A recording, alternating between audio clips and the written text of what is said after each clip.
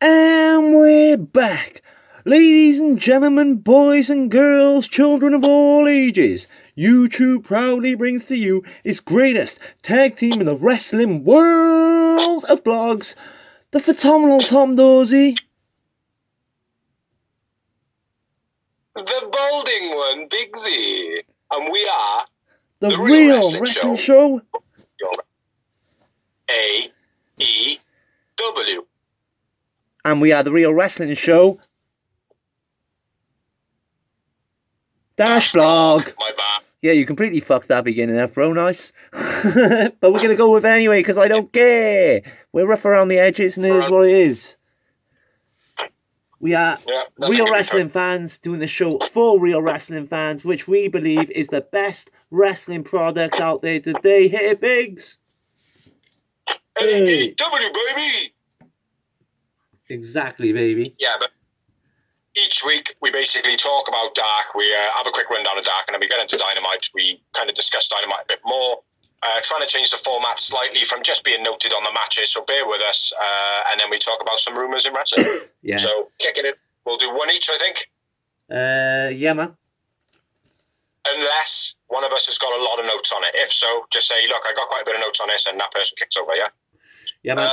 First up was Fuego del Sol versus Miro. Now, this rivalry started on BTE or Sammy G's blog, one or the other. Beastie elbow by Miro, huge Samoan drop by Miro, brutal camel clutch for the finish. Miro was the man of the match. Miro won the match. Agreed.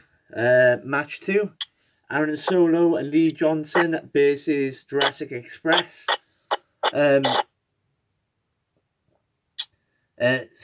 Snap tag? What?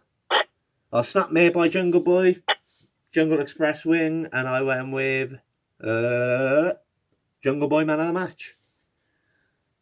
I went with Lee Johnson in our match. Couple of nice things in there, couple of back crackers, snap, trap arm finish, those few things. Luchasaurus, man, very disappointed in him. He's very robotic, man. He looked more robotic than he ever has in this match. Next up, we had TNT being Devon Dudley's sons. I can't remember their names. Terrence and Terrell. But anyway, they were facing SCU. SCU. Christopher Daniels and Kazarian. What have I written here? Fucking hell.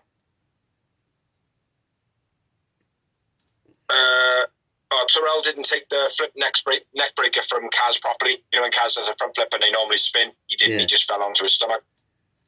Death Belly driver double team by TNT was nice. Terrell's leg drop landing on Kaz's head. Yeah. A lot of these young are landing on people's heads, getting a bit dodgy.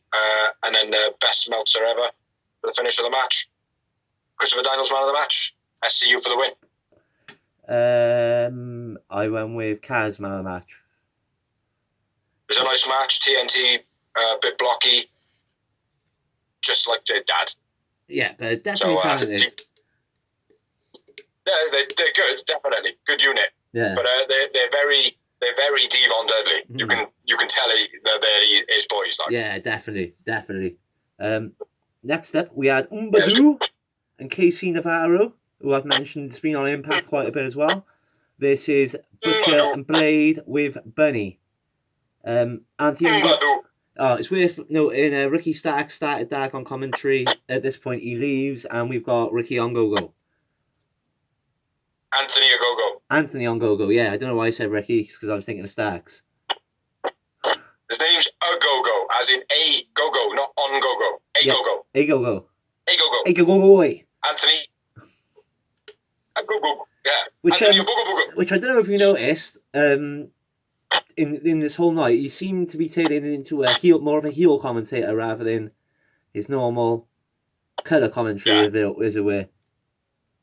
I think this is his way into getting his debut. Yeah, me too. Don't know where it's going to be yet, though. But yeah, Man in Black, I got a feeling.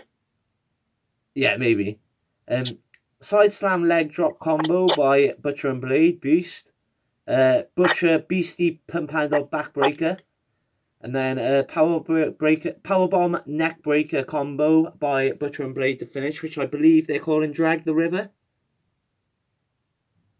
I'm not sure, man, but it was dodgy as fuck. And Butcher and Blade win. I went with Butcher, man of the match. Yeah, Butcher man of the match for me as well. Match number 5, we had Baron Black versus Ray Phoenix with fucking huge pyro. Yeah. Baron Black hitting him with a cheap shot early on in the match, pissing him off. Phoenix missing the arm drag off the rope. He literally goes for the arm drag, misses completely, and then goes for something else. Yeah. Nice moonsault roll improvised into the cutter by Phoenix. Absolutely brilliant match this was. Man of the match for me after Phoenix wins was Baron Black. Do you know what? Shock, horror. I agree with you. Oh, really? I'm very surprised. But in all fairness, Baron Black, he did out-wrestle him in this one. He did. I thought it was probably Baron Black's best outing. I think it's the only time I've actually remembered him wrestling. Phoenix has been a little bit overzealous lately. I don't think it's been. I'm not saying like he's missed timing anything or anything. I think he's just going too hard and too fast. He does it on Dynamite as well. He goes for a flip over and lands on the railings nut first, like. Yeah. But we'll get to that anyway. But yeah, I agree with you on that anyway. But one thing at the end of the match, which Phoenix hasn't been doing lately, is he showed a bit of respect to Baron Corbin. Like, Baron Corbin. Fuck Baron Corbin. Fuck Vince. Baron Black. Yeah. Yeah. Next up, we had... Good match. Yeah, it was decent. Dark was decent this week, I'll give him that. Or it might have just been the fact that Biggsy lied to me and told me it was 3 hours long. So when it was only an hour and 55 minutes, it was like, hey! And who knows this? Jack Evans. But match number 6, we had Shana versus Kylan King. Nice little matchup, I thought this was. Shana just coming back, Kylan King's on the up, so I thought this was quite well matched up. But yeah, it was a decent match, but Tiger Driver suplex by Shana. Shana wins, I went with Shana man of the match. Shana man of the match. You want to go to the next one as well? Next up, we had Brooke Havoc versus Britt Baker. Brooke Havoc making her AEW and wrestling debut. So it wasn't just an AEW debut, it was an actual in-ring first ever wrestling match. Well, it was the first ever wrestling match on a broadcastable place. She was on that Cody's Nightmare Family thing the other week. Oh, okay. She was pretty impressive, man. Yeah, go on. I've got the finish, so if you've got any notes on it. I just wrote not much wrong with Brooke's debut. No, it's decent. There was a couple of bits that she was a little bit slow. There was one spot where they were like exchanging wrists. Yeah. And she was like, it was almost like she couldn't keep up with where her hand was, or maybe she was blinking a bit too much out of nervousness or something. But other than that, she was all right, man. Rebby and Britt did botch the bit where they put the glove on because they put the glove on the wrong hand, so she had to modify the lockjaw at the end. But still, that was pretty cool, man. Giving her the fish hook and then grabbing her fish hook hand with her other hand. That was pretty cool. But yeah, Britt Baker wins, and I went with Britt Baker man of the match. Britt Baker man of the match. Then we had a promo from Proud and Powerful. Now, this is after, obviously, on Dynamite, they've been made to be the B players in the Inner Circle to Jericho and MJF. Yeah. And, Sammy and Hagen and whatnot. They basically say, beware, we are now putting down the shoot, actually. Yeah. And I would like to see them two to be the first to go, to be honest, because they've always been a strong unit on their own anyway. Yeah. So. Yeah, they are the top. Next up, though, we had Bert Vixen versus Abaddon. I didn't really write much at all in this, so if you've got a few notes, I just got to finish. Crack on then, bro, because that's all I got. Cemetery Drive by Abaddon. Right, finish. Abaddon man of the match. Abaddon wins the match. Yep. And then we've got the walk-off between Lee Johnson and Peter Avalon. Pretty shit. It was what it was. Brandy Rhodes, Jerry Lynn, and Aubrey Edwards were the judges. Nice, sexy referee dress by Aubrey Edwards, I must say. Yeah. Avalon calling her a horse, basically. Yeah. Dissing Bradley as well, but then saying that Jerry Lynn is the big man. Yeah. Caesar Bononi attacks Lee Johnson after. After Lee Johnson gets the win. His first win. What a great win that is for his first win, eh? Be so happy with that, wouldn't you? After Big C's been going, squash match Lee Johnson. Match, though. At least he's not getting squashed by someone who's just been advertised as in action. You know? But, obviously starts off a new storyline. Mrs. Bonani being Peter Overland's bodyguard type thing. I think that's a good matchup. Yeah, definitely. So let's move on. Next up, we had Rising and Mike Werner versus Santana and Ortiz. Yeah, go on, shoot, man. Assisted neckbreaker combo by Santana and Ortiz with Beast. Rising doesn't even get to tag in, so it was a bit of a squash match, and Santana and Ortiz win. I went with Santana man of the match. Santana man of the match. Very clinical display by Proud and Powerful. I think it was a storyline to back up the promo. Yeah. To say like business is. Sorry, bro, I didn't hear that. Say it again. It was just a storyline statement, wasn't it? Like we're pissed now. Yeah, exactly right. Next up, we had Devian versus Tay Conti with Anna Jay. Devian making her debut. Yeah. We also had the Dark Order out with them and -1. Six submission leg behind the head by Conti. Yeah. Proper cool, man. Proper cool. Conti wins. Conti man of the match. Massive knee strike in there by Conti as well was big. That was good. Yeah, Conti wins. Conti man of the match. Absolutely beautiful. Amazing talent. Always rated there. Yeah. Big things. Yeah. After the match, -1 goes on to the commentary. Yeah. And has a little bit of... Which was quite funny. I enjoyed it. I did, because the one thing I will say, you could tell it was natural. Yeah. Because he acted like a kid. He's like, like, I mean, that was amazing. Like, I love that. Yeah. Yeah. I did like that about it, but again, like I touched on last week, I think it needs to start fading out a little bit now. Yeah. But, so -1 on the commentary for the next match, which was Ray Jazz making her debut as a singles wrestler versus 10 from the Dark Order. Yeah. I've only got the interference. 10 wheelbarrow German was nice. And that was it. That's all I got, bro. So crack on. Yeah. 10 wins. I went with Ray Jazz man of the match. I went with Ted. 10. After the match end, -1 hits Ray Jazz and then Pillman. I thought the Brian Pillman one was a real nice touch, though, bro, because of I think he would have enjoyed doing that, because obviously he lost his dad when he was really young. In like he said, like to be honest, he was like, the way I get to know my dad is by going to work, because all my peers know my dad more than me. So I think for Brian Pillman Jr. it probably fulfilled his heart quite a lot to do that. Like, do you know what I mean? Yeah, I agree. Yeah, it was cool though. It'll obviously build a bit of an angle now for the Varsity Blondes to be fighting the Dark Order at some point. Yeah. Yeah. Ray Jazz wasn't bad though. Yeah, he was okay. Next up, we had match 12. Maddie Renkowski versus Red Velvet. Awful bulldog by Red Velvet in this. That's right, bro. I was trying to read what that said. Dodgy bulldog by Velvet. Yeah, it just looked really shit. There was a couple of iffy moves in this match. Not like dangerous, just looked crap. Yeah, not acting very well. Yeah. But Red Velvet wins. I went with Red Velvet man of the match, only because she pretty much was the only one with offense, I think. Yeah, Red Velvet man of the match as well. Match 13 was Sean Maluda versus Danny Limelight. Not much in this one. The twisting dive to the outside by Danny Limelight was pretty cool. Yeah. That's all I've got.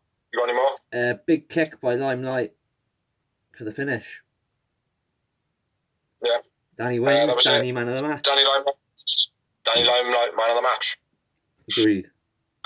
We haven't said it before, which we know we have, and anybody haven't picked up on it. Signed Danny Limelight already. A negative win said the same thing. Yeah, get that man signed up. So moving on, match 14. Which was Jasmine Allure versus Ivelisse. Nice little match this was. Yeah. Yeah, not too bad at all. One note, nasty jawbreaker to Ivelisse. Yeah, that was my first note, mate. That was definitely mistimed. Yeah. She took that one for real. That one hurt, mate. That one hurt. Yeah. Then you had a tornado kick by Ivelisse. Ivelisse wins. Ivelisse man of the match. Ivelisse man of the match.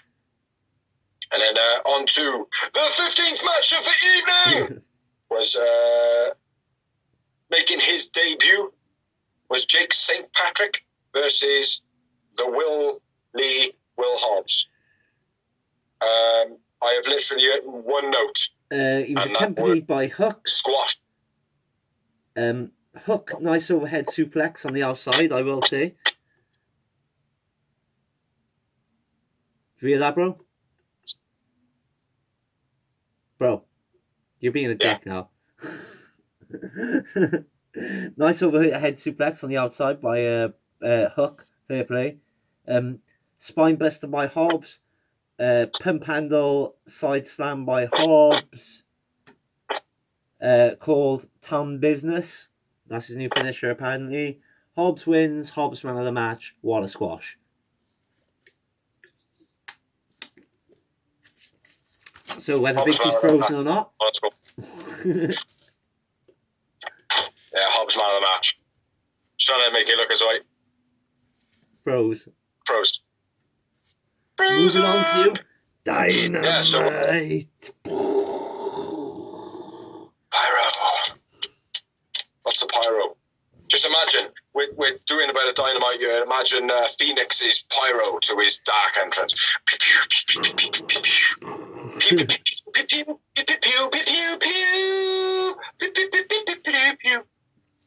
So yeah, on Dynamite.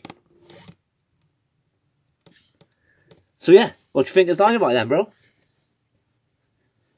If you do this freeze shit on me, or you know, if you freeze on me again, like on purpose, I'll just fucking freeze you off anyway.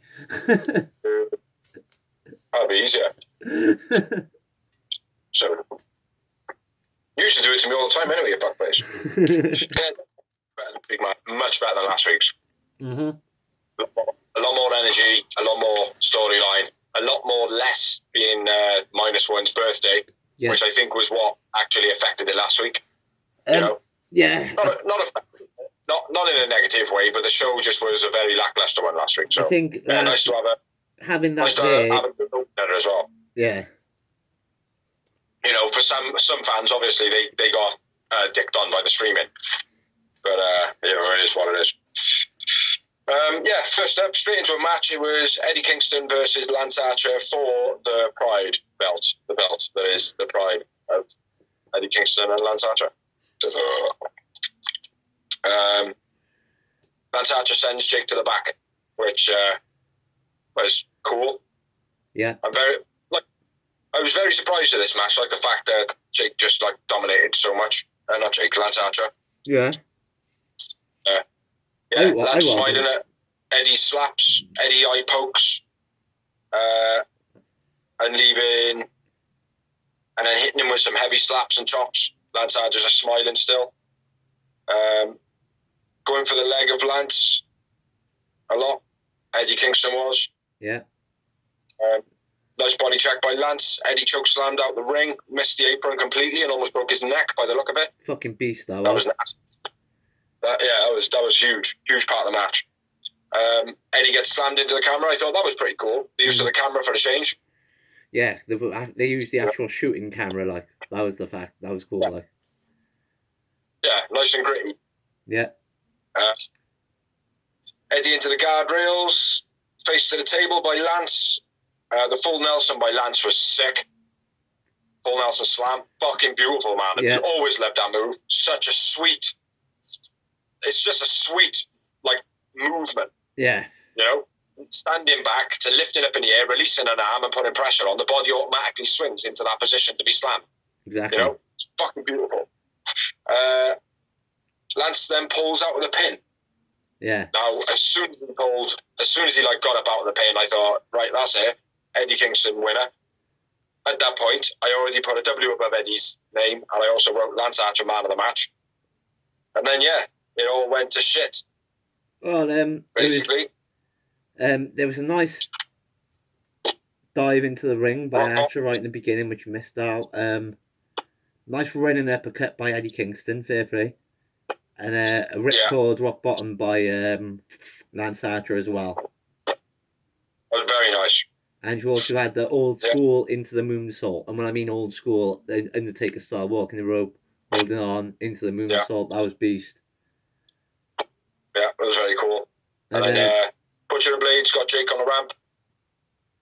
And Ali comes in for the distraction. Yeah. Giving old Kingston the old knuckle duster. Yeah, it was very old school storyline. Very much done a lot, but it was done very well, I thought. I didn't see it coming again. Like obviously when Lance pulled out the pin, it was like, right, he's going to lose this match now. Something's going to happen. But I didn't actually expect. Like when Jake was up on the ramp, it was like, oh, okay, he's now going to go up there. Like, but then Ali just popped up and he was like, oh, okay, cool. Do you know what I mean? I know it's Ali. Like a cliche. I seen it's it a all cliche, coming. like not cliche tactic. It's a, it's an obvious move. You know what I mean? Yeah, I seen it all coming. I just completely forgot about Ali. Yeah, exactly. That's what I mean. Like, Eddie Kingston hits him with the backhand fist. Finishes, pins Lance Archer. Lance Archer is the loser. Eddie Kingston wins. Lance Archer man of the match for me. Agreed. And there was 3 moments for me as well in the match. And I had just 2 moments. After the match, Butcher and Blade hit the full death on Lance. Or if they've changed the name of it now, it used to be called full death, I think. Drag the lake. Drag the lake, they call it now. The what? Drag the lake. Drag the lake. Okay. Eddie backfist again, then to Lance Archer. Yeah. Yeah. Basically. That's pretty much it, wasn't it? Yeah. After this, then we had the match rundown of what's going to happen tonight. We're not going to do that because we're going to do it now. Yeah. So into some promo. John Moxley promo, which I thought was fucking brilliant. Again, as always, on fire, spoke the truth. And the whole thing, how he broke down the storylines as well. Like he was like, oh well, Pac, Phoenix and thing, they're brothers, but then they don't get, they're not brothers, but they're not my friends. So anyway, this person's, they think I'm Eddie's friend, but they're Eddie's friend. So neither one of us are Eddie's friends. But he just broke down every storyline. He was like, it doesn't really make sense to me, but I don't give a shit because I'm just gonna fight. Yeah, no, real good, man, real good. And they were using the word incendiary a lot. Okay. He says, I like having sex in the morning. It's a good way to start the day. But you can't fault him. Do you hear that, Brenny? The baby's in the AM. Yeah. Hey, I always go to work with a spring in my step if I have sex in the morning. Yeah. Do me a favour, move over, scooch over to the right a tiny bit. Yeah, a little bit like that. No worries. A bit more. Tiny bit more. Like your whole chair, so I can see your face, motherfucker. That is my Anyway, whole chair. next up we had another promo, which was Sting and Darby in ring. No, sorry, they weren't in ring. They were in a warehouse. Yeah. And they addressed... Right, this was a cool promo as well, man. Yeah, definitely. We ain't hoodlums. We ain't hoodlums. We ain't hoodlums. Well, Darby's a hoodlum. Yeah, I'm a hoodlum. Skateboard through the window. And then Sting has a bit of a rampage and starts baseball bat in the window. Basically says, you're walking into a fucking street fight that you can't handle. It's showtime. And then Sting says, yeah, we're hoodlums. So, yeah, it was good. Nice promo. Yep. So yeah, next match. I still can't see you, but next match. Next up, we had the Varsity Blondes. I can maybe see through round this corner of the screen. No. Well, this way. Can I see through there? Nope. Next up, we got the Varsity Blondes versus MJF and Jericho.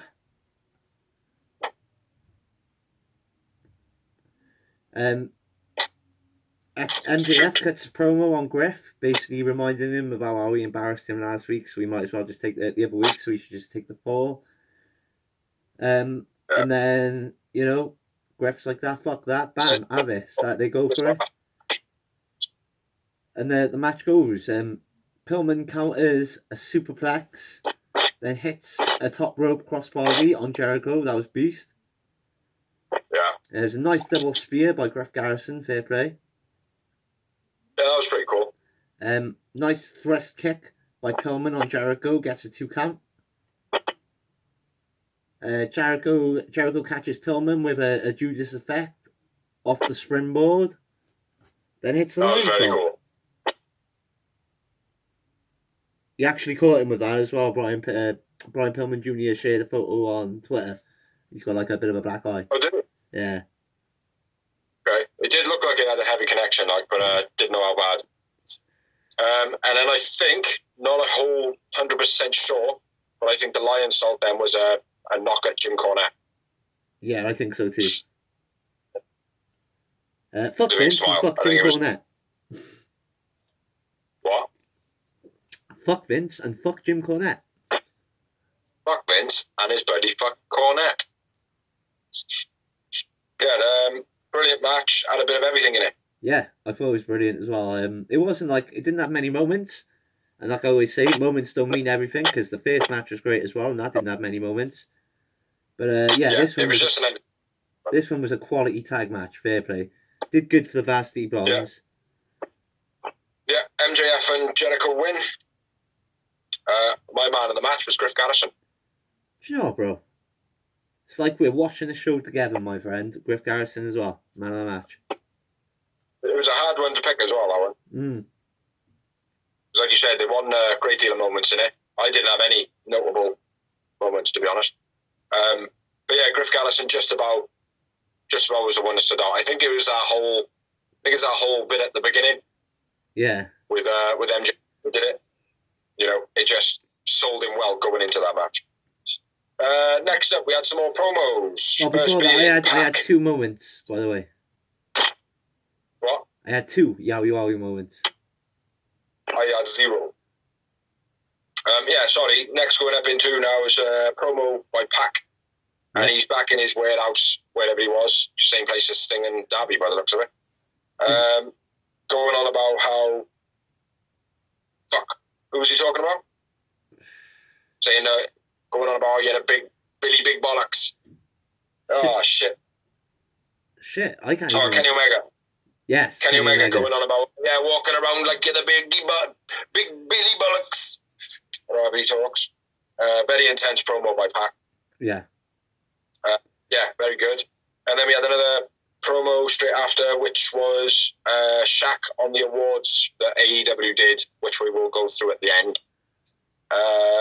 Basically calling Cody out. Now, to some fans who didn't watch the awards, they didn't promo it well enough for fans to understand what the fuck that was.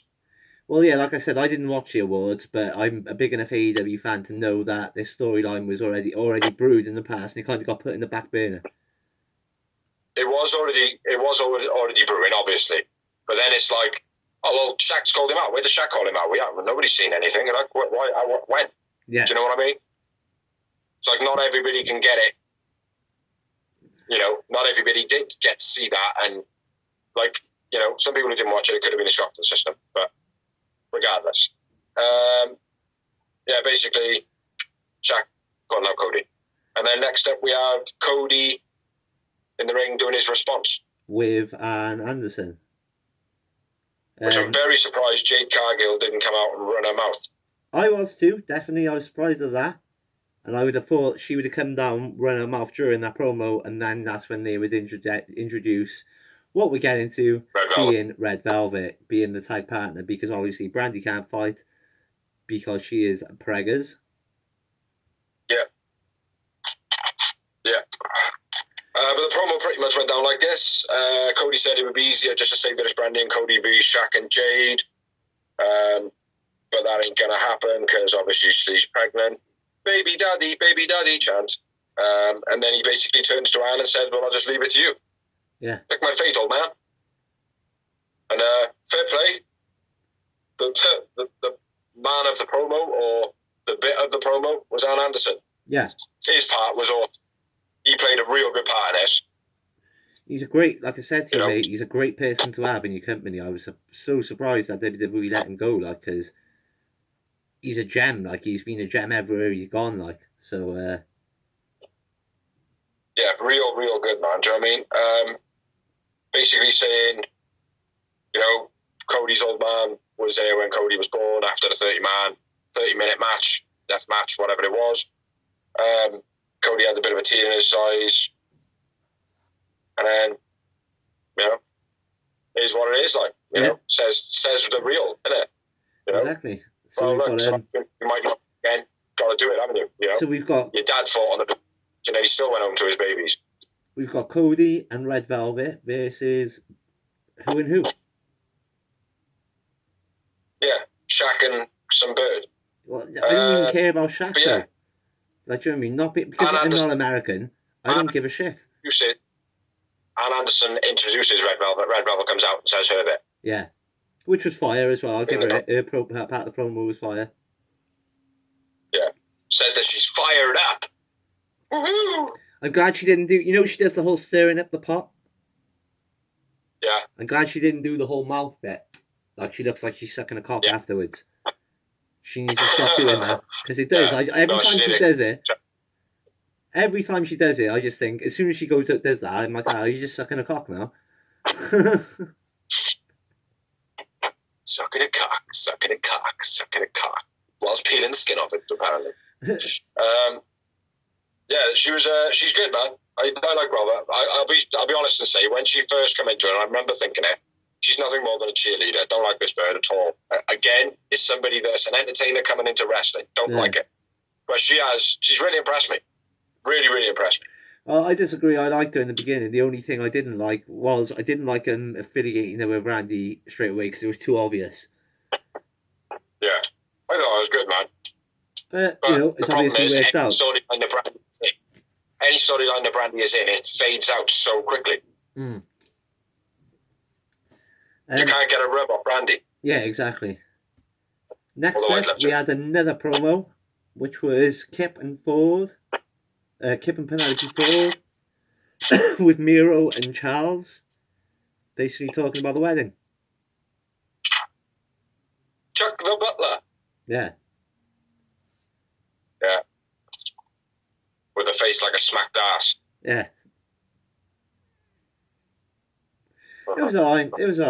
It's always good to have Penelope on your screen, so. Yeah, but not all that good. Not that fussed by it, to be honest. No, I think Miro's been a big fail, but I think part of that is just his storyline. It's like, I wouldn't have stuck him with Kip Sabian at all. Like. No, not at all. Not at all. Completely wrong person to put him with. To be honest, he probably could have come in it on his own. You know, the whole bringing in a wrestler and then rushing them to the top. We know how fans in general feel about that. You know how I feel about it. I know how you feel about it. Like, it shouldn't really happen. Rusev Day's been brewing for years. Like Rusev Day's been brewing for years. People have wanted Rusev for years. Now he's finally out of that Rusev thing. It was the time to capitalise on him, like, you know what I mean? Exactly, but that's the problem. They didn't They put him with someone who they thought, well, Miro can get a rub off him, and at the same time he can get a rub off Miro. But you're not getting a rub off Kip Sabian, and you're not going to put Miro over using Kip Sabian. Do you know what I mean? Kip Sabian is not right, man. I like Kip Sabian. I just think that he's lost in the shuffle at the moment. Like, right? He's a good wrestler. But I think his character is just a bit weak. Yeah. You know? Like, I don't know. He's just a bit... He's someone... he's someone that would benefit in being in an inner circle or something like that. Like, do you know what I mean? Yeah, maybe. Yeah, yeah. Someone to kind of, push him through the pecking order of the group, like. Yeah. But for me, he's a bit of a Steve handshake. Yeah. Do you know what I mean? Just you want a handshake, mate? No, don't want to touch that hand, mate. If you're going to shake it like a fucking limpet. But anyway, yeah, a bit of a poor promo in total. Yeah. So moving on. Next, we had a debutant. We had baby brother Ryan Namath, aka Dolph Ziggler's brother. Yeah. Versus Hangman Page. I bet you misses as well, Chef, because she loves Dolph Ziggler, doesn't she? Who? Your missus, she loves Dolph Ziggler, doesn't she? She's his biggest fan. She don't mind him. No, she hates him, don't she? That's what you told me. She might have. She might not know. I don't know. I can't keep track on him, mate. Like wrestling, it's like when EC3 first came into it, I fucking hate this guy. It's like, yeah, give it a week. Be right. That means he's doing his job. Yeah, I'm like follows him on everything. But yeah, it does change. That's what happens with wrestling. Like that's what's so good about it. But yeah, shoot on a match, man. Shoot on the match. Well, worth noting, we didn't actually say it was Ryan Namath's debut for AEW. I did. But starts off big boot by Hangman, beastie boot, fair play. Cross body springboard by Hangman to the outside was nice. Nasty bounce head bouncing off the floor on his head. Yeah. Namath. Yeah. Nasty. At this point, Matt Hardy approaches the ring. Yeah. Namath, nice hanging neck breaker. Just before that, a nice handstand arm lock by Namath. It was a little bit pointless, but I thought it was pretty cool. Yeah. Something different the way as well. Like it wasn't just perfectly straight legs. It was a bit wobbly. Cool. A weak spine buster by Hangman this week. Yeah, it's a bit. Yeah, very square. It just looked like he just. Oh, I can't be bothered. Whatever. Yeah. Like halfway through the match, he should have had like a voiceover like he used to have and be like, is this dark? Yeah. Or Dynamite. That's dark. And then a shitty spine buster. Big DTT by Namath. That was nice. And then a big clothesline, then a buckshot lariat by Hangman. Hangman wins. Hangman man of the match. Hangman man of the match, yeah. Matt Hardy rooting for Hangman halfway through the match as well. Cracking for him and that. Yeah. The clothesline before the buckshot was fucking brutal. Yeah. And the buckshot lariat was fucking brutal. Yeah. Absolutely brutal, man. Hangman man of the match. Hangman wins. I had two wowie moments. Agreed. 2 motherfucking yowie wowies. What do you think of Ryan Namath? What? What did you think of Ryan Namath? He was alright. He didn't stand out any. No. If he wasn't Dolph Ziggler's brother, I wouldn't have thought anything. Like, I mean, they've advertised him as that, and it hasn't helped him. Well, he did. There was something I watched him on. I think it might have been BT. Yeah. He was a bit. I don't know. He was trying to sell himself like he was somebody. You know about that thing you sent me, the Road to Dynamite. It was the Road to Dynamite. Well, yeah, on there, and it's like he's trying to portray himself as though he's somebody. Like, and even with his taunts and stuff in the ring, it was like, mate, what the fuck? I mean, like, you're nobody at the moment. At this point, you're Dolph Ziggler's brother. That is it. Yeah.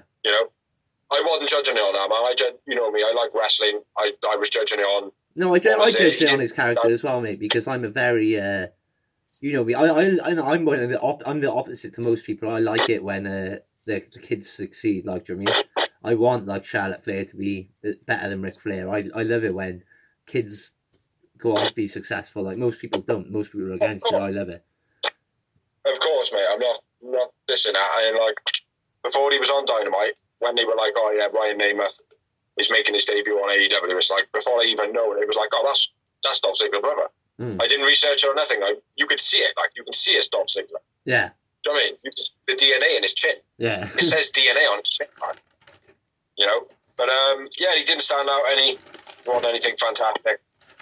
He wasn't bad though either. And if if those clotheslines that he took off Hangman at the end, if he sold them like that and he didn't get hurt, and Hangman, hit him without the intention of hurting him, fair play, he sold those like a fucking G. Yeah. Like a G, mate. Do you know what I mean? Well, but anyway. I did say to you, mate, like I've seen I've seen some of the greatest wrestlers of all time, Undertaker, all of them live. And one of my favourite matches live of all time that sticks in my head, which people are like, that you're crazy, is Dolph Ziggler versus the pretty boy. He's Pat Fandango. Tyler Breeze. Oh yeah. Like live as a match, that's one of my favourite matches ever. Him and Dolph Ziggler tore down the house like. Yeah. But we're not talking about that.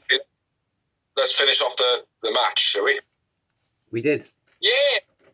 After the match, Matt Hardy and Hangman and Tony are in the ring. Tony says, well, what's going on? You just come out, basically. Hangman, what's going on? Says Hangman's missing the Elite and that he can dress in his changing room because he's seen him changing in next to the janitor's office or something. No strings attached, which definitely there are strings attached. Yeah. So Matt Hardy, what our theory is, being me and the missus, we feel that Hangman now is just going to get approached by every single faction. Yeah, exactly. I agree. Like, he's going to take advantage of the custom of Matt Hardy. He's going to change in his changing room and he's going to go, hey, do you want to join us? And he's going to go, no, you said there was no strings attached. But I was just using his room. And then he's going to go, right, okay, then well, you're going to have to find someone else to change. Yeah. That type of thing. And I think another faction is going to come in, like Jack Evans and Angelico. Like hey, do you want to join the High Flyers? You've got a High Flyer move. That'd be cool. Yeah. Anyway, yeah, that runs that one down. So, next match. Which was a fucking brilliant match. Which was Dax Howard versus Jungle Boy, with Luchasaurus handcuffed to Tony Blanchard and Cash Wheeler on the outside. Yeah, very cool, man. Nice little concept, that. Without the concept, mate, the match was just a fucking brilliant match, I thought. It was, definitely, but I like the concept of the whole handcuff into the, on the outside. Yeah. If they attacked Lucha, then they would have made a dead weight. If he had attacked them, he makes them a dead weight. So it's a very good. You have to be. If you want to get to somewhere, you have to work as a three, and obviously there's 2 against 1 in that handcuffing situation. So yeah, very cool. But go on, man, shoot. Dax hits the post after Jungle Boy moves. That's my first bit. Mine's the 2 shoulder blocks. They were quite nice. Yeah. By Dax and Jungle Boy. But go on, yeah. Beastie uppercut by Dax. Mm-hmm. Jungle Boy driven into the guardrails was nice. Like the way he proper threw, like he moved those guardrails like at least 6 foot. Like. Yeah. The German reverse by Jungle Boy was quite nice as well just before. Yeah. Big European on the outside. European uppercut. That was very nice. Yeah. By Dax. Super back suplex by Dax. Say that again. Super back suplex by Dax off the top rope. Yeah. That was very cool, man. Yeah. Nice, not stiff landing, but very big noise landing. Yeah. For little guys as well. Too many at this point, man. I was just trying to read what that said. Jungle Boys. The whole fucking chanting of the song. Yeah. There was like 9 times at this point, man, and it kept on going. Like, it's a good tune, I like it, but Jesus Christ, please don't chant it all the way through the match. God, for God's sake. That's your personal opinion, though, isn't it? That's nothing to do with AEW or the wrestling. No. It's like, Alfonso, look, mate, just blow the whistle once or twice. Stop fucking blowing it all the time. You know what I mean? Yeah. Celebrity reference for those who don't know. Huge super backdrop by Dax. Nice Liger bomb by Dax as well. That was fucking real heavy looking. Before that, there was a beastie back and forth between Jungle Boy and Dax, the clotheslines and all sorts. No, it was just before that.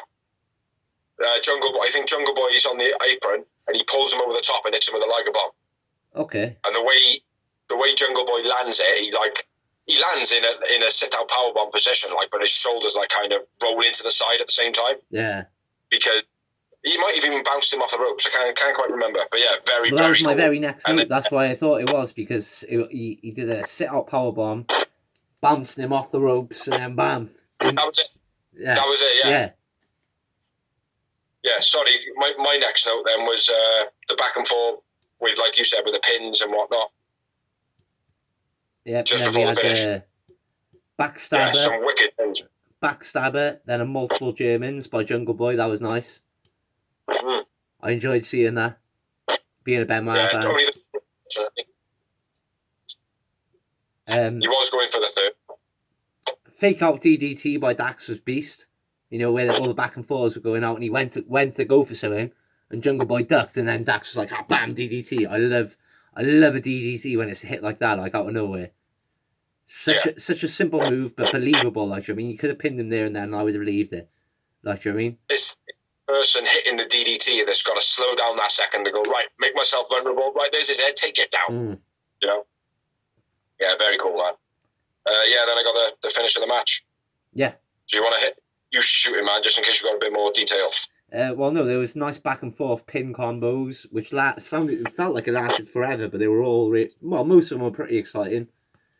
It was fucking awesome. Some of them were a bit like tired.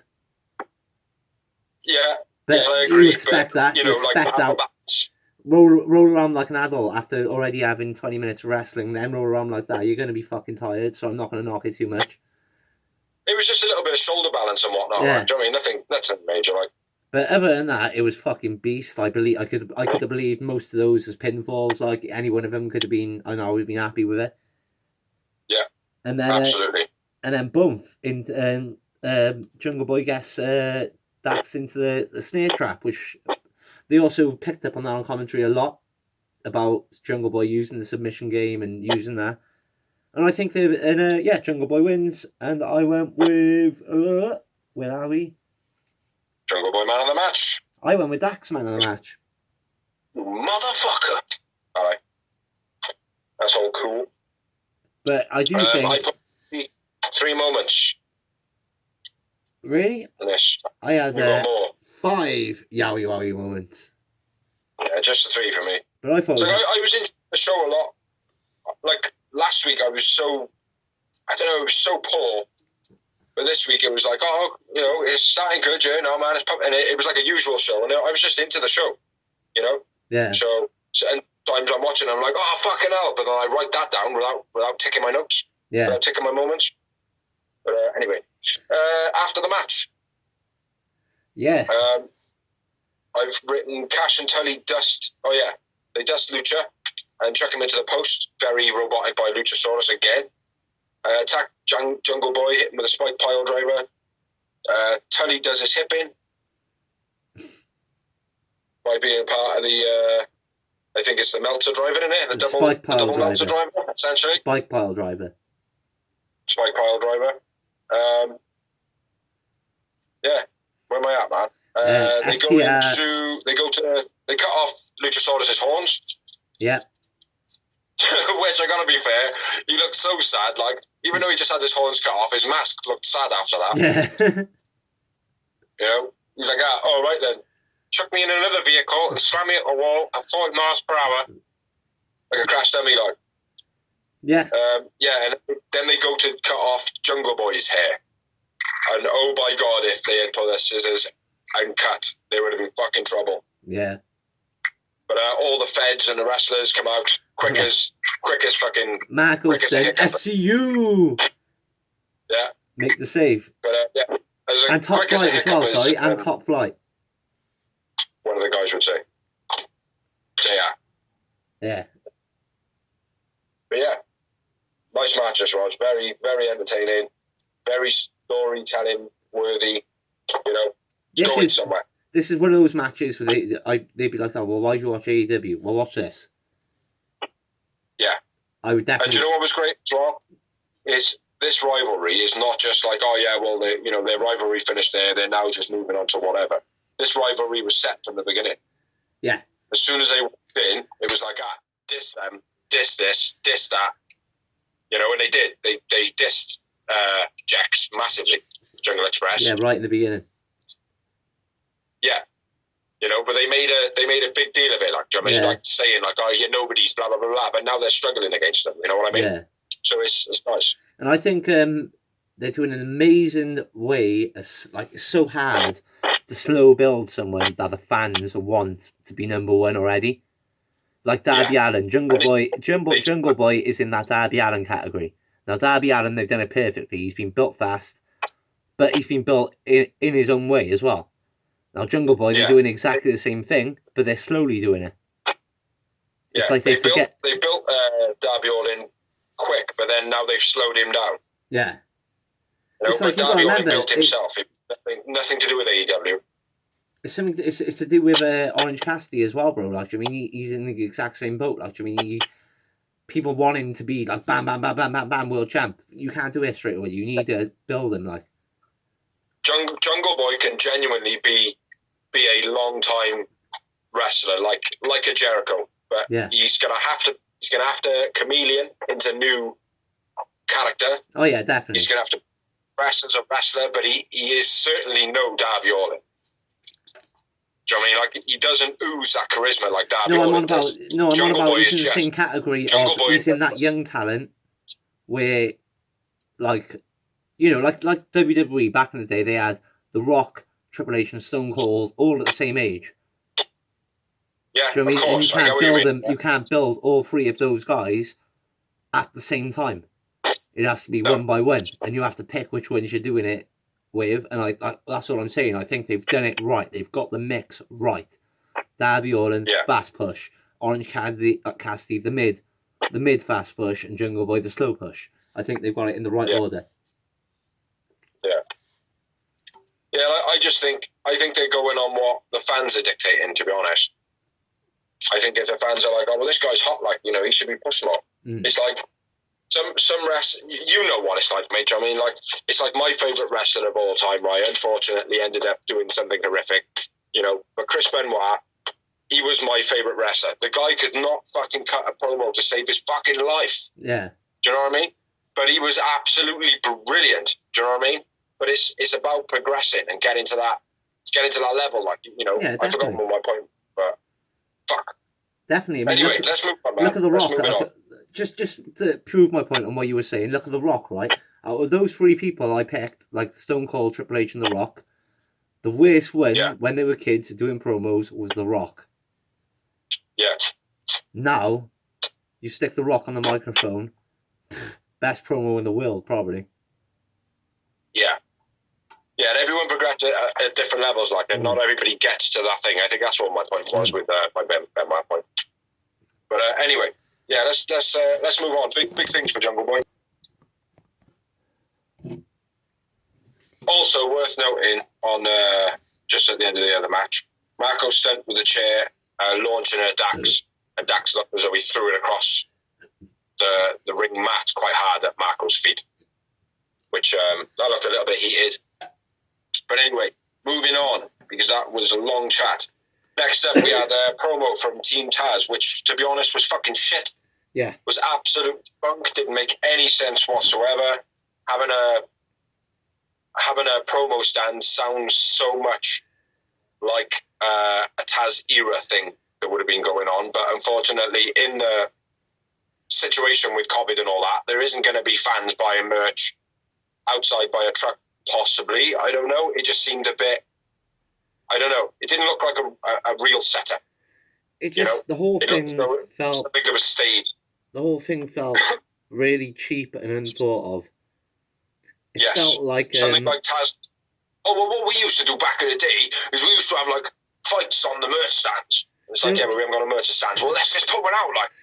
You know what I mean? That's what it felt like. It reminded me of, do you remember when the NWO came back to WWF, like WWE, when you were a WWE fan, like, and Scott Hall threw coffee in some guy's face for no reason? Yeah. And you were like, I don't even want to watch anymore. I'm not even interested anymore. It felt like that. Mm-hmm. Do you know what I mean? Because it was just like, well, even if these guys, like, even if it was, like, people that, like, it would have made sense if there was fans there. But even if they were, it still didn't make any sense. No, exactly. It just felt like such a thrown-in promo. Mm. And the one thing I don't like about this promo, they already advertised that was pretty much confirmed, right? And then they said, will Sting and Darby accepted the challenge? I was under the impression they already accepted the challenge. Yeah. And now Sting, and Taz and that are ones which have offered the challenge, and now they're accepting the challenge. Yeah, it's a bit weird. Like the main thing out of that promo that I got, right, was some guy got long darted into the side of the truck. Look cool as fuck. And do you know what that was? It looked like a complete rip-off of Kevin Nash, Rey Mysterio, the NWO. The original. Yeah. Yeah, it wasn't great for me. Bad promo. Let's move on. Next up, we had Britt Baker with Reba versus Shayna. Now, I will point out, Shayna has an absolutely phenomenal ass. She got nothing on Ty Conti. Not being misogynistic or nothing like that, but her ring gear makes her ass stand out, and she's a very sexy woman, you know. But yeah, her ring gear makes her ass look phenomenal. We had Britt Baker versus Shayna. I didn't have a great deal of notes in this one, so I don't know if you got much. Yeah, I'll go for big right in the corner by Britt right off the bat. That was beast. The cheap shot one, where they back off. They're like, oh, back off, and then she just went boom at it. Yeah. That was beast. She's good, right? Oh, mate, this is why me and you were best mates, you know what I mean? Because you were just going on about how beautiful and how amazing Shayna is, and I was just dribbling all over Britt Baker. So that's why we're best mates. Yeah. we're never going to fall out because we go for the opposite one. Cool. But Reba pulls Britt out of the ring, away from a diving drop kick. Was that missed? I think it was, wasn't it? I wrote dive missed by Shayna. Yeah, she didn't miss it. Reba pulled her out the way. Okay. And then headlock pin. And then Reba distracts the ref then. And then Britt Baker comes up from behind and slogs her. Sling Blade on the outside was beastie by Britt Baker. Fair play. Good word, slogs. Yeah. I'm not sure where you're at now, man. I know I wrote down headlock pin was quite nice by Britt Baker. Okay.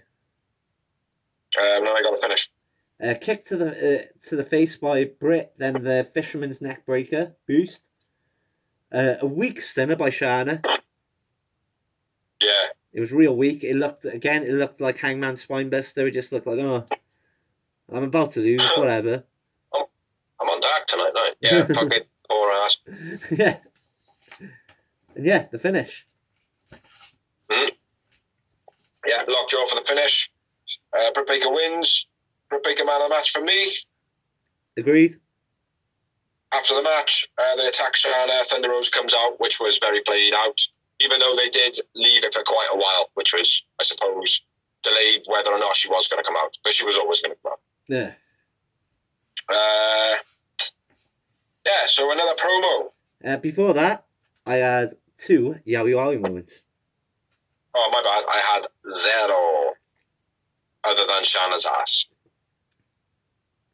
Because I got to be fair, I was distracted because I was looking. I was looking a lot. Well, now you know how I feel when I'm watching Ty Conti. Exactly the same thing.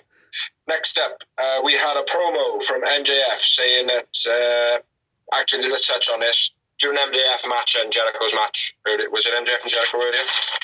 No. Yeah, for Ashley Blonde. Oh, yeah.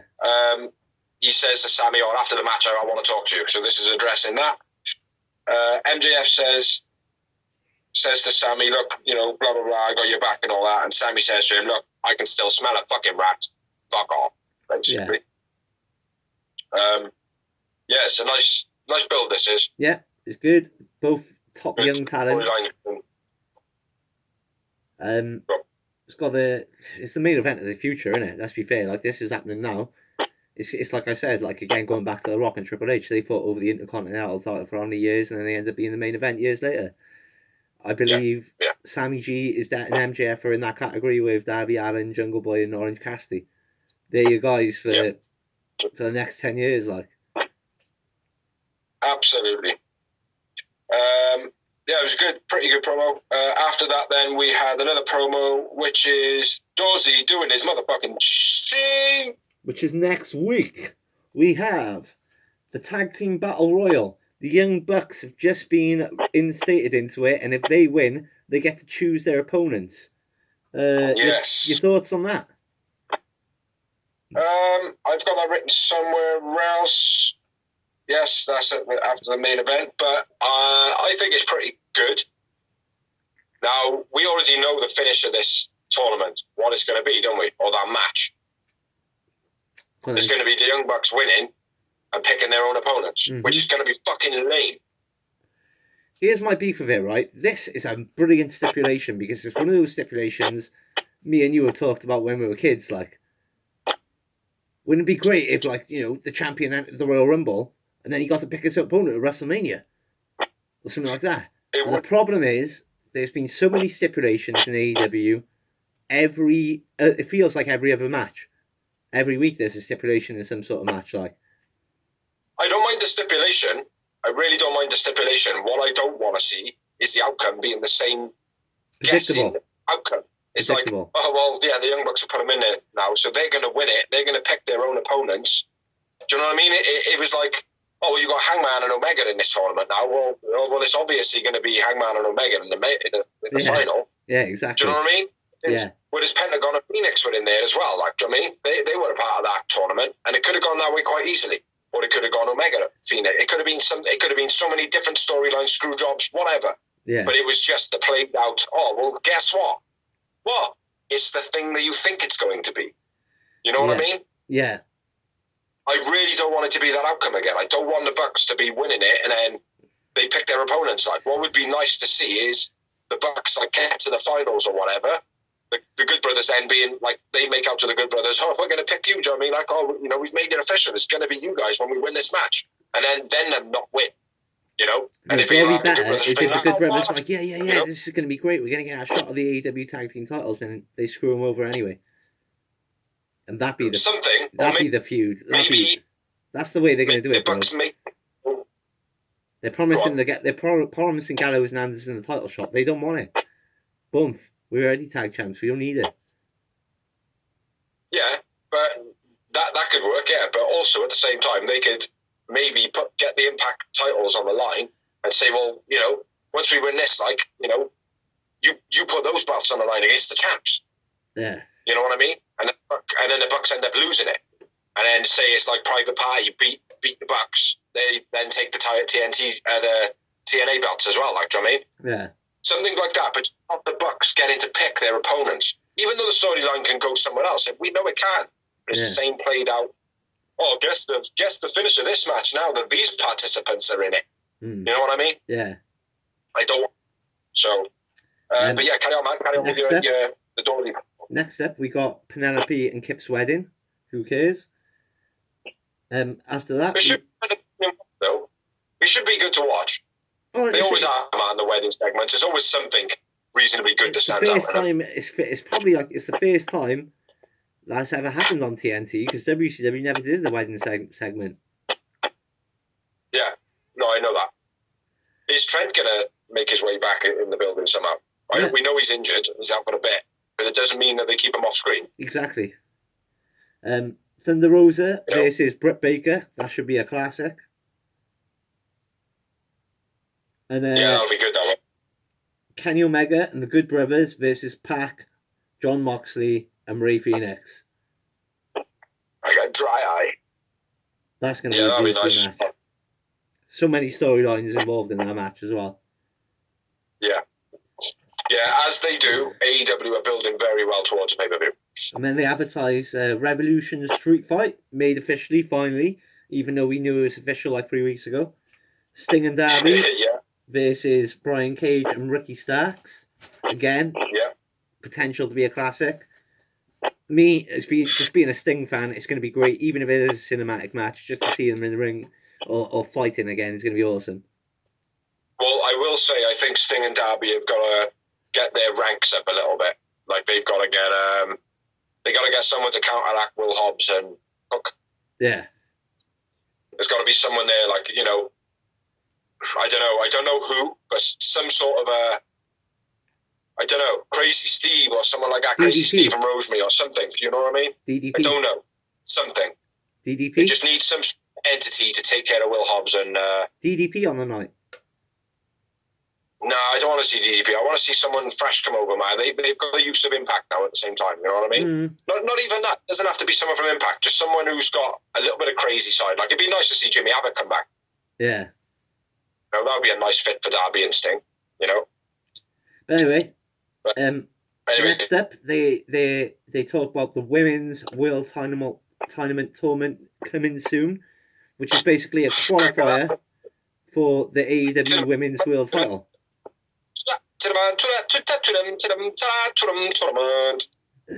And the first match, the first match is Riho versus Serena Deeb. Now, is gonna be fucking good. Yes, yeah, I agree. That's the one I want to see, though. I want to see Serena Deeb v Shida. Yeah, I think that would be nice. I think that'll be a real good wrestling match. I will. Wrestling. Yeah, I agree. Fuck Vince and fuck Jim Cornette. I'm quite looking forward to the opposite side of that and having fuck Vince and having Thunder Rosa versus Riho. Yeah, it's going to be nice, that is. If it happens. Yeah. That would be cool. Sorry, I thought you said Serena Deeb vs Riho. Yeah, that would be cool. Thunder Rosa vs Riho. But moving on to the main... I think it's talking a pipeline of Rio getting living place in the US. Yeah, it wouldn't surprise me. It wouldn't surprise me because Shana's recently moved over. That's why she's back. Yeah. Yeah. So yeah, your bit. The main event part, go. Main event of the evening. The main event of the evening. The main event of the evening.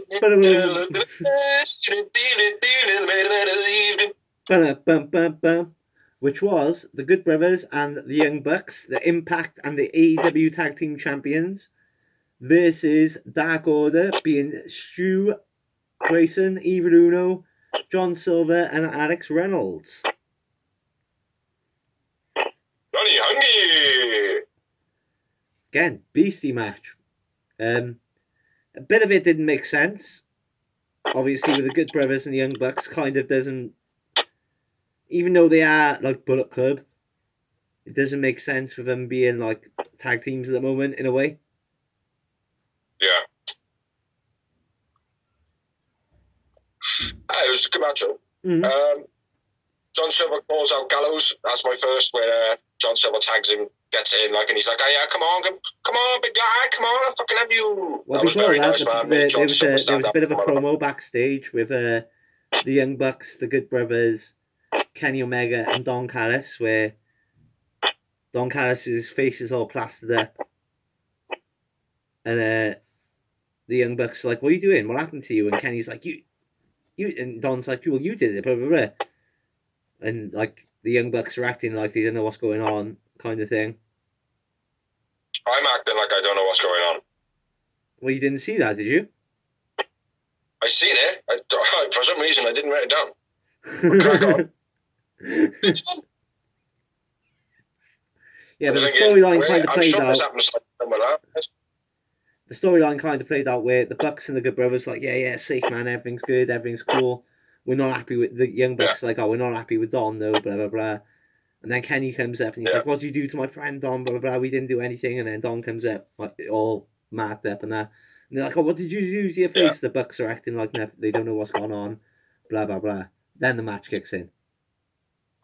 Yeah, which is what we said last week. They might not have even done anything. Mm-hmm. It'll end up being a Fight Club scene. Don Callis beating the shit out of himself in his boss's office. But anyway, can I say my bit again now? Yeah. Excellent. John Silver calls out Gallows, first part of the match, where he's got a bit of a hot tag, comes in, and he's like, give me the big man, give me the big man, give me the big man. And fair play, when he stands next to Gallows, you're like, yeah, whatever, he's going to kick the fuck out of you now. Meaning Gallows. Gallows is going to get the shit kicked out of him by Silver. Yeah. I mean, you believe John Silver. I do anyway. I love him, man. He's awesome. John Silver hits Buck for interference. Oh, yeah. One of the Good Brothers hits the interference, hits Johnny Silver. He turns around and hits Nick Buck off the apron. Mm-hmm. Yeah. And leading into the Good Brothers playing bad guys as well, and the Bucks are being naive. Thought that was pretty good. There's a nice four-way offense. Just before that, there was a nice four-way offense by Bullet Club where they all jumped in and then multiple loads of tag team moves. Was just going to literally go on to that then. All right. And then I got Anderson pulls the leg of Uno and Anderson pulls the leg of someone in the ring, and then Uno pulls the leg of somebody in the ring, opposite making teams, it an even one. Commentators pick up on it. Nice spot. Yeah. Then Stuart Grayson gets in there. Yeah. Stuart Grayson's crossbar, fucking brilliant. And his Uranagi to Anderson was fucking sick as well. And his overhead dragon suplex was beast. Yeah, spinning sit out face buster was nice. Stu Grayson just dominates, doesn't he, man? Stu Grayson's kip up. And then the Pele the Pele was nice as well. That was very cool. The step back. Yeah, and then John Silver's bit, man. John Silver gets back in there, cleans house. Bit of a house clearance by Johnny Silver. Runs around, takes everybody out on the aprons. Out on the outside, sorry. Yeah. Which I'm always impressed with. And then he hits a deadlift suplex. I can't remember on who, though. Yeah. But they were laying on the floor, or they were certainly on their knees, and he's just like, fucking have some of this. Yeah. It might have been Anderson. But, that was very cool. Yep, then stunner German. Then a stunner German, then a fatality by the Dark Order. But, sick combo. Very nice. The Good Brothers make the save. Yeah. And then early on in the match, the Good Brothers and the Bucks go for a multi-powerbomb onto the apron, which gets reversed. And at this point in the match, which is later on, they get the triple powerbomb onto the apron to the Dark Order. Just before that, Nick Jackson beastie swanton to the outside to get him in that position. Yeah, I didn't really rate that. Magic Killer by the Good Brothers. Then the Meltzer Driver, Good Brothers and Young Bucks win. Yep. It was the only outcome really. It was always going to be that. Yeah. Who was your man of the match? I know what I got my man of the match, and I reckon I can guess yours. Well, mine's always going to be the same, mate. I'm wearing the motherfucker. There you go. I knew you were going to go with Johnny Hungy, but I went with Stu Grayson. Yeah. Yeah, it was, for me, right, at the moment, the Bucks just don't do it for me. Like, I will say, right, Matt Jackson in this match had a lot more fire in him, and he was good to watch. Matt Jackson is definitely, for me, the better one at the moment. Whether or not it's the camera angles as well, they're just kind of, fuck you prick. Whether it's just the camera angles that are on, that Matt gets, you know what I mean? Yeah. Where he's starting to get this, like, kind of dirty look to him, like, I mean, a bit of a grubby look to him, like, whereas Nick Jackson still looks as though he's, like, I don't know, like, when everybody's wrestling and nobody else got anybody to look after the kids, they ask Nick. You know what I mean? Hey, kids! Should I put on a dinosaur outfit? Okay! He's like Shawn Michaels if Shawn Michaels didn't evolve. What's that? He's like Shawn Michaels if Shawn Michaels hadn't evolved. Yeah, I don't know, because Matt Jackson is Shawn Michaels at the moment, isn't he? Let's be fair. Well, it depends what tag team you're in. Is he in DX? Because, if he's in DX, then Triple H is your tag partner. Yeah. Yeah, that's true. I can't see Nick Jackson being Triple H, brother. But yeah, I just can't get into the Bucks at the moment. All their moves seem a bit played out. Everything's kind of cliche. I think the problem is with the Bucks, it was basically the AEW was focused on the Bucks. Yeah, so I'm not just not feeling it, man. But after the match, how many moments do you have? I had 5 Yowie Wowie moments. I had 3 Yowie Mowies this week, man, for them. After the match, the Bucks says whoever wins the tournament, we touched on this earlier, if they're in the tournament, and if they win it, then they get to pick who their opponents are. Phoenix comes out, Mox comes out, Phoenix flips onto the guardrail like a fucking lunatic, man. Yeah, nuts first, lands on him nuts first. Yeah, but then still gives it all. Yeah, zero nuts! My nuts are this big! Omega. Yeah, my nuts are zero! Omega then comes out, Mox basically paradigms Mox into another dimension. Kenny. Shift into another dimension. Mox paradigms Kenny into another dimension. Mox doesn't paradigm Mox into another dimension. Yes, he does. Yes, he does. Yes, he does. Yeah, Omega is no more. And then the show finishes, I believe. Yeah. Yes. It was an awesome show. Very, very, very happy with this week's show. Awesome show. I don't want to go on the whole rating out of 10 anymore. I'm not keen on that, man, to be honest, because it's so hard to do and feel for the company. I feel for you, AEW. No, I'm not going to rate it. So, but I very much enjoyed it this week. Yeah, it was a very enjoyable show. I'll say it was better than NXT. I watched NXT. It was better than NXT. So, fuck Vince. Fuck Jim. Vince. Do you want to run down the award show, brother?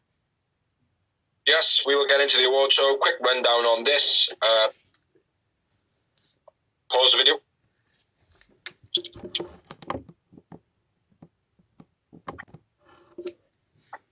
So yeah, quick rundown of the Dynamite Award Show, which we touched on our own last week. We did our own review. So these are the ones that were officially done by AEW. My bad. I just ran up and down the stairs.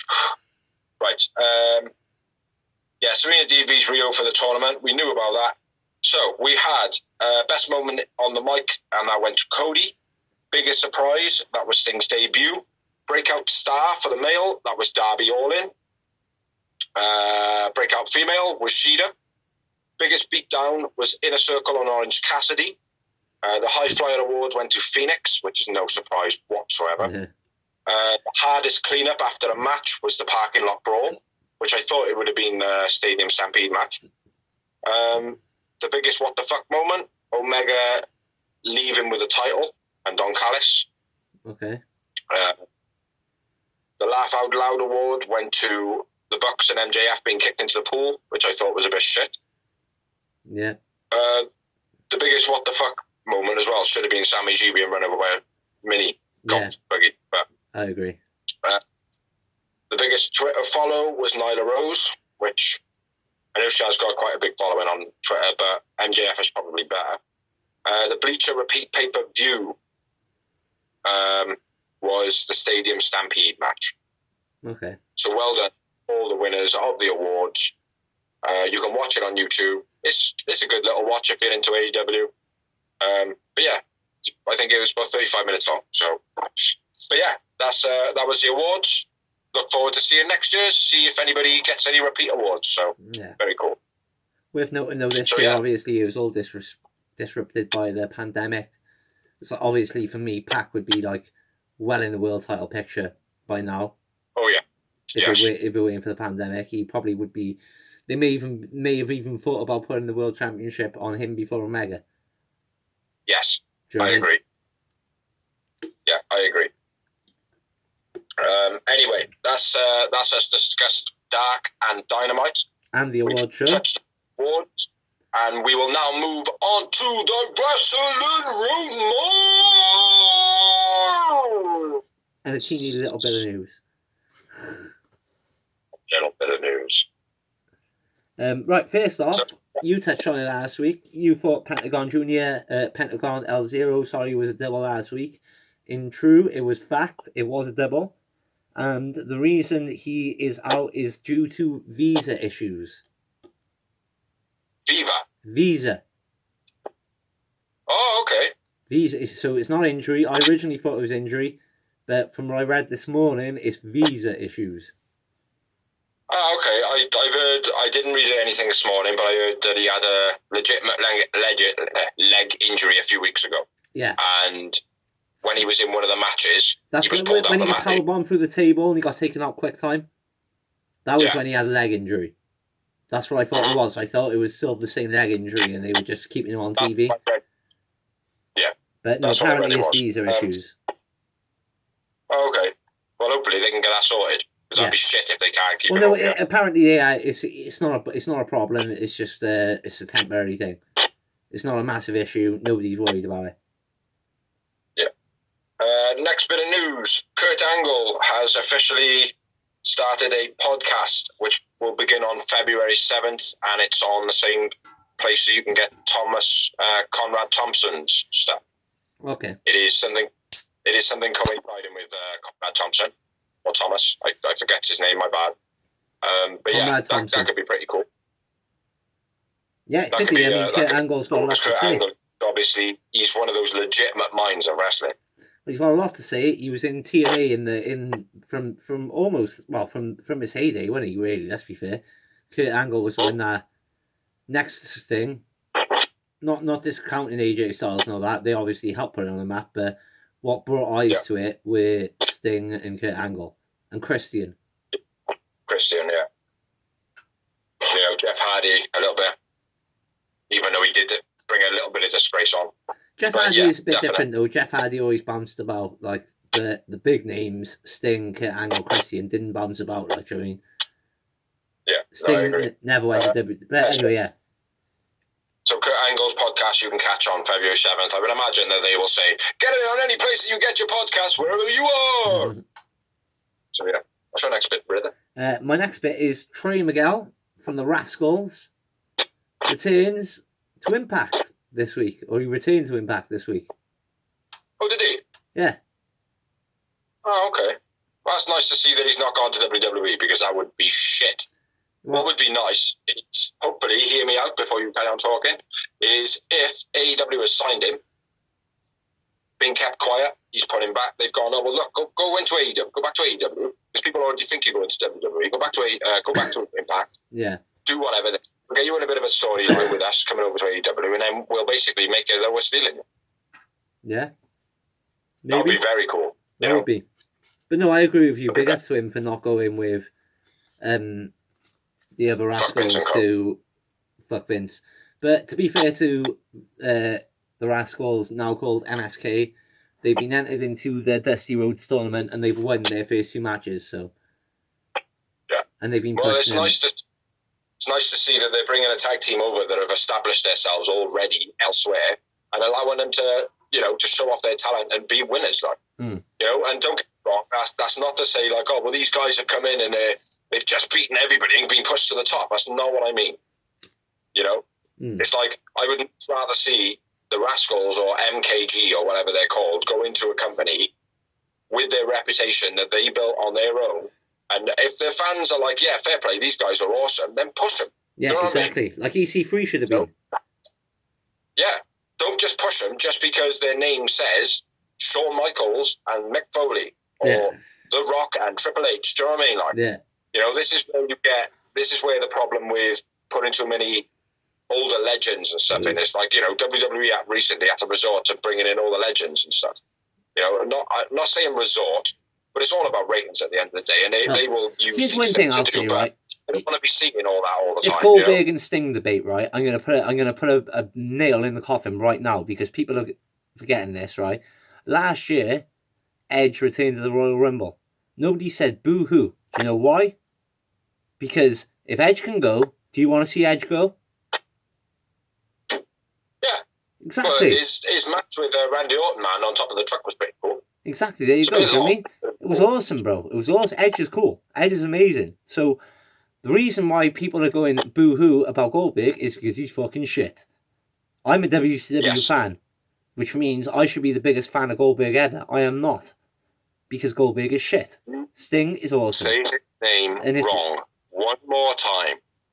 What? One more time. Goldberg. You say Goldberg's name wrong one more time, I'm telling you now. I'm sorry, but I'm just used to saying G, and I'm just used to saying G. But anyway, let's move on. Goldberg, right? If I was to compare Goldberg with any type of thing, right? Now, in Britain at the moment, there is this like kind of, not dilemma, but we've got this thing in our drains where people chuck all their oil in the drains. It all congeals, like, and they call it a fatberg.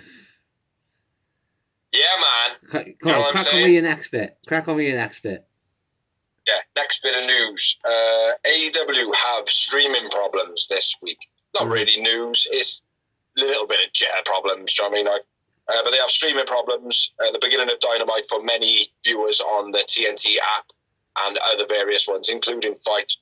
Didn't get the first 15 minutes of the show, which was the Lance Archer-Eddie Kingston match. But they did fix it pretty quick, and they also put the Eddie Kingston-Lance Archer match on YouTube as soon as the broadcast finished. Okay. So, yeah, you know. Fair enough. Don't want to say AEW sorted out, because fair play, they are doing their stuff. They're progressing, you know, at a nice state. A nice... they're doing a lot better nice than speed. Impact started off. Yes, they're just progressing well, man. Yeah. Do you know what I mean? They're not getting everything perfect straight away, and I don't want everything to be perfect either. No, it can't be. No, you got to have... It's wrestling, for fuck's sake. Do you know what I mean? It's Exactly. wrestling. It's wrestling. Are we still recording? Yeah, we're still recording. Next Next bit of news, AEW winning the ratings. Massive drop, though, worth noting, it was a massive drop on the AEW ratings and a massive spike in the NXT ratings. It was very close this week. It was something like 30,000 viewers. Yeah. But I don't mind that. I don't even care if AEW start losing the ratings, man. I'm loving AEW. I'm very entertaining. There are people watching it, though, via places that are not legitimately on these statistic grabbing places like the TSB or you know, TNT, whatever, Fox and all that. So, you know, people are watching it elsewhere. So exactly. Bit of news: Impact Wrestling hit 4 million subscribers on YouTube. Yeah, which is a good milestone. It is a good milestone, but it's YouTube. You know, here's the big fantastic news. to have a following on YouTube. Here's the big news on that, though, right? Which is something we didn't, because you told me your news, I didn't tell you my news, so I think you haven't read it. From this Wednesday coming up, Impact will be streaming on YouTube within hours of America in the UK and Ireland. Say that again, but explain it a bit better. So, this Wednesday coming, yeah, within hours of it being played on American TV. Okay. So I don't know the exact time, but it's just said within hours. So I'm assuming like 2-3 hours after it's played in America, it will be available in the UK on YouTube and Facebook. Full shows? Mm-hmm. Okay. Are they live broadcasts? Well, obviously they're not live broadcasts because Impact for a start, a TV taping it, and like I said to you just now, it's happening it's going to be streamed on YouTube 2 or 3 hours after it's aired in America.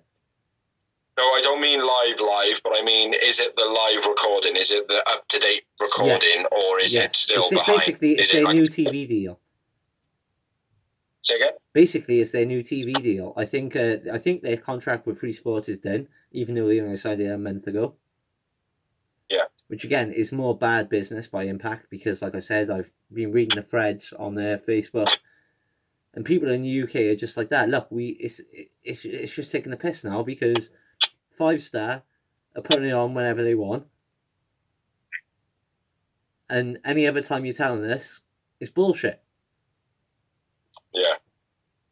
Which we know it. You know, it's flip and flop channels ever since we've known the company. So I think it's a good move. Why not stick it on YouTube? In all honesty, if YouTube is going to capitalise then and be like, oh, well, look, if you can't get your fucking subscribers in the UK, come to us. Like, that's obviously going to give them some big views.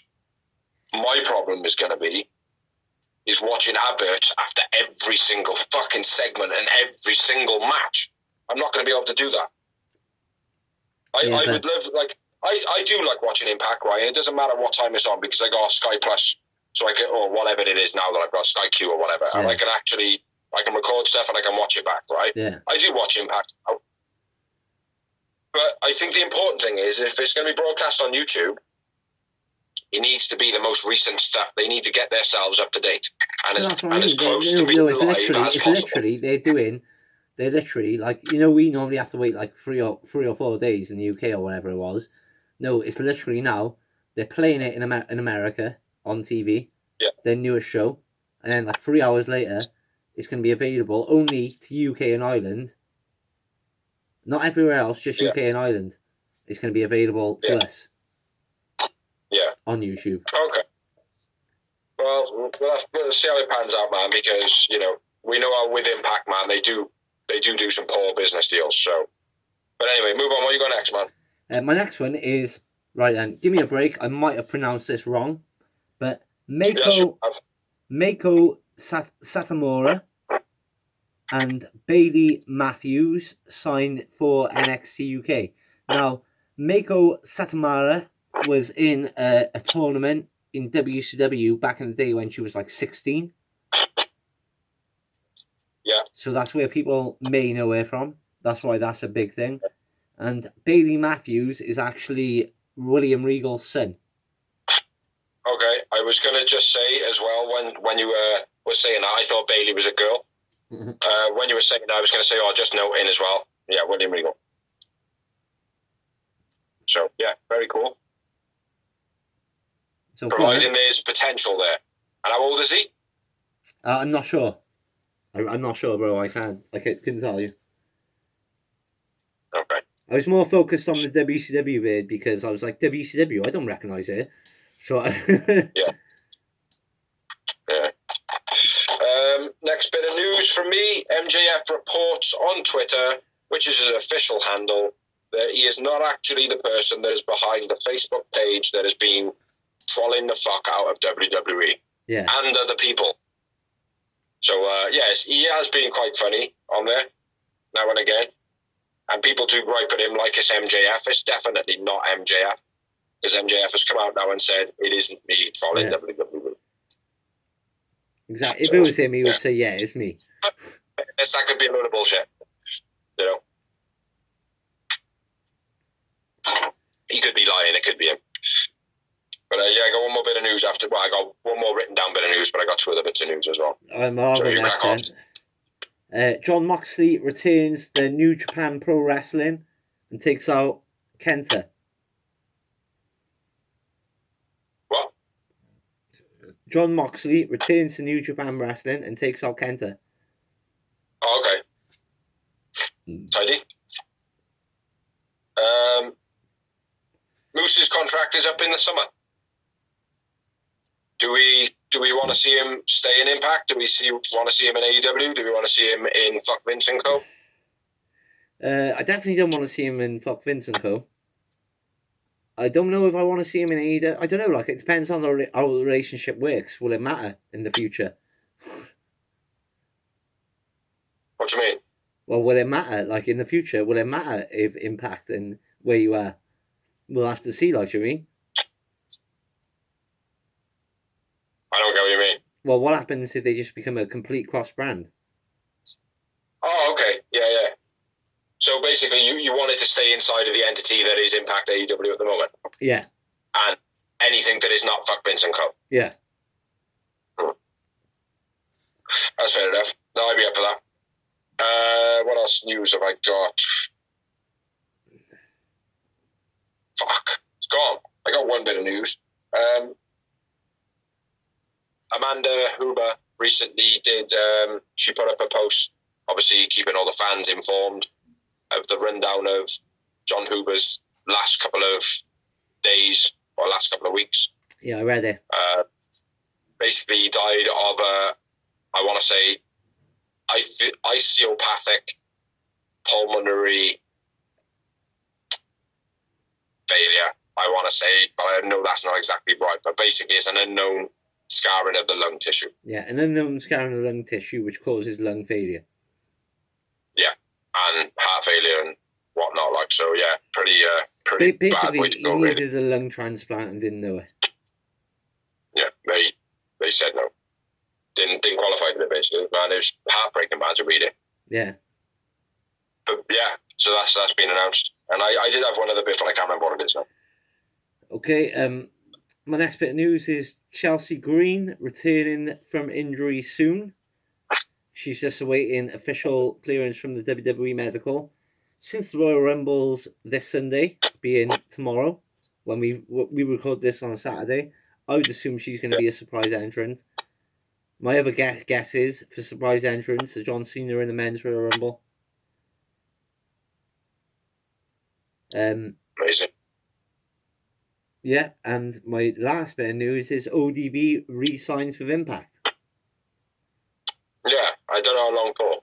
I don't know how long for either, and when I say re-sign, it is because it's the only company I really know she's been with. Obviously, she's been away for a long time, so she signs with Impact for some people. Yeah. Yeah, I can't remember my other bit of news. That's it for me, brother. That's it. It's me, finito. But yeah, that's everything. That's everything for me. I got nothing else written down. You gonna watch a Rumble? What? I know you're an AEW fan, but are you gonna watch a Rumble? No, probably not. Fuck Vince, but I am. I'm gonna love it. Fuck Vince and Co. I'm gonna love it. Yeah, no, I probably won't, man. Yeah, probably not. Anyway, that's the end of the blog. That's Dark Done, Dynamite done. That's the awards done. That's the news and rumours done. That is us done. That is MC motherfucking Bold Big Z. And the phenomenal Tom Dorsey. We have been the greatest real wrestling show. Best blog in the world. In the world. Thank you, everybody who shares. Thank you, everybody who likes. Please be patient with us. We do work full time. Well, Dorsey's obviously on the thing at the moment, but he's doing his bit. We do work full time most of the time. Yeah, but please, thank you. Share, like, comment, tell your friends, share to a wrestling fan. I'm still a dad. We're not really. Yeah, you're still a dad as well. Do you know what I mean? Like, we're not pushing it hard, but share. Please share. Like, might share to one person, I share a person, might share to one person, one person, one person, one person, ends up being 10 people, 10 people, 10 people, 10 people, ends up being 100 people. If you're a real wrestling fan, we're real wrestling fans, so do us a favour, because we're all wrestling fans.